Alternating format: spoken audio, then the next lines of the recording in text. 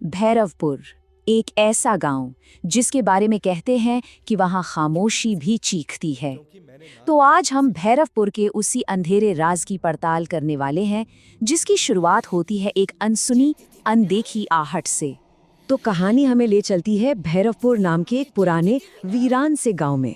जैसे ही सूरज ढलता है यहाँ की गलियां एकदम सुनसान हो जाती हैं। गांव के किनारे पर खड़ी है वो पुरानी खंडहर हो चुकी हवेली, जिसकी टूटी खिड़कियों से जब हवा गुजरती है तो लगता है जैसे कोई सिसकियां ले रहा हो। गांव के लोग कहते हैं कि उस हवेली के पास से गुजरना भी मौत को दावत देने जैसा है। क्योंकि सच तो ये है कि ये गलियां कभी भी पूरी तरह सुनसान नहीं होती। यहाँ हमेशा एक आहट गूंजती है, कदमों की आवाज। पर ये कदम किसके हैं, ये आज तक कोई नहीं जान पाया। बस ऐसा लगता है जैसे कोई अनदेखा साया हर पल आपके आसपास ही घूम रहा हो। और इस अनकहे रहस्य से पहला सामना हुआ रीना का। वो अपने दोस्तों के साथ गांव घूमने आई थी और बस मजाक मजाक में लगी एक शर्त उसे सीधा उस खौफनाक हवेली के दरवाजे तक खींच लाई। हवेली के अंदर घुसते ही उसे अपने कदमों के अलावा किसी और के कदमों की आहट सुनाई दी, और फिर दीवार पर एक दूसरी परछाई भी दिखी।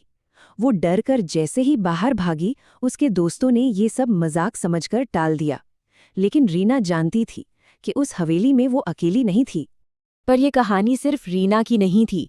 बहुत जल्द हवेली का वो खौफ एक बीमारी की तरह पूरे गांव में फैल गया और एक एक करके हर दरवाजे पर दस्तक देने लगा।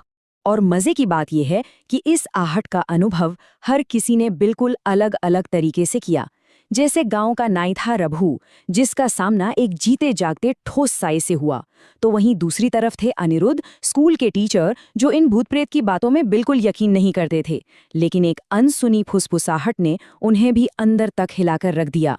शायद डर हर इंसान के लिए एक अलग चेहरा लेकर आता है। उस सफेद साए ने रघु से जो कहा, उसने तो उसे जैसे पागलपन की दहलीज पर ही ला खड़ा किया। उसका डर इतना बढ़ गया कि वो हर वक्त बस एक ही बात दोहराता रहता, वो आहट मुझे ले जाएगी। और ये सिलसिला यहीं नहीं रुका।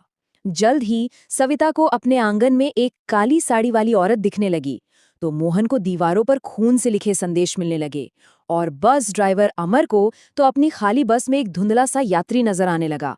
देखते ही देखते पूरा गांव इस आतंक की चपेट में आ गया। ये सारी घटनाएं भले ही एक दूसरे से बिल्कुल अलग थीं, लेकिन इन सबको एक ही चीज जोड़ रही थी, और वो थी वो अनसुने कदमों की रहस्यमयी आहट। जब गांव में खौफ अपनी सारी हदें पार कर गया, तो पुलिस ने डीसीपी अरविंद को जांच के लिए भेजा।